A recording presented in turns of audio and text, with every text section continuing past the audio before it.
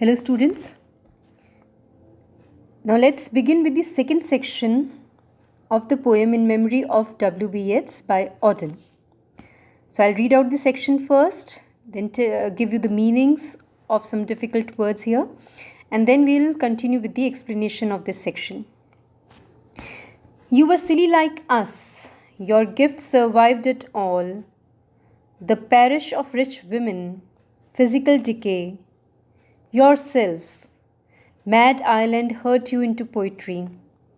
Now Ireland has her madness and her weather still. For poetry makes nothing happen.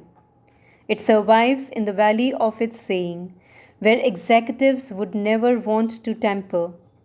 It flows south from wrenches of isolation and the busy griefs, raw towns that we believe and die in. It survives, a way of happening, a mouth. The very first line, you were silly like us. Your gift survived it all. Gift means your gift of poetry, your poetic art. The parish of rich women. The parish here might mean a group of rich women. Then the parish of rich women, physical decay, yourself. Yourself here refers to Yeats. Then it survives. Line number 36. It survives in the valley of its saying. It means his poetry. Would never want to temper. It flows south from wrenches of isolation. Wrenches here refers to farmhouses. A way of happening, a mouth. Okay, so here what Auden is trying to say is that poetry cannot create, history. It is only a part of history. It cannot make history. It is a part of history. Okay. Now coming to the explanation of this section. So in this second section, suddenly the speaker directs his words, the poet directs his words towards a you who seems to be Yeats. Instead of showing us the honorable and good side of the dead poet, he makes sure we understand that Yeats' gift emerges in spite of, or perhaps because of, all the complexities of his personality. He says, Mad Ireland hurt you into poetry. Now Ireland has her madness and her weather still, for poetry makes nothing happen. These lines show how deeply involved Yeats was in the Irish independence movement of his time.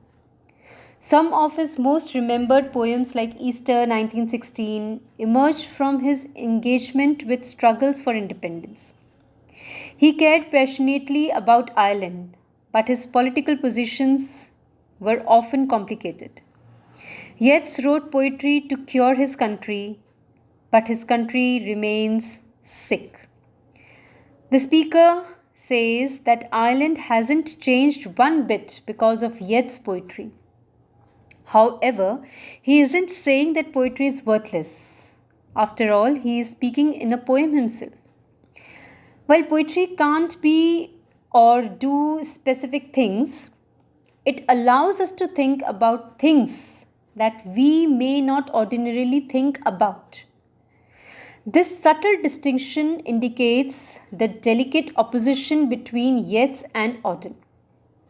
Yeats considered poetry to be a tool, whereas Auden believes that it is nothing in itself, but its value lies only in how its readers respond to it. Yeats' fault was that he expected too much out of poetry.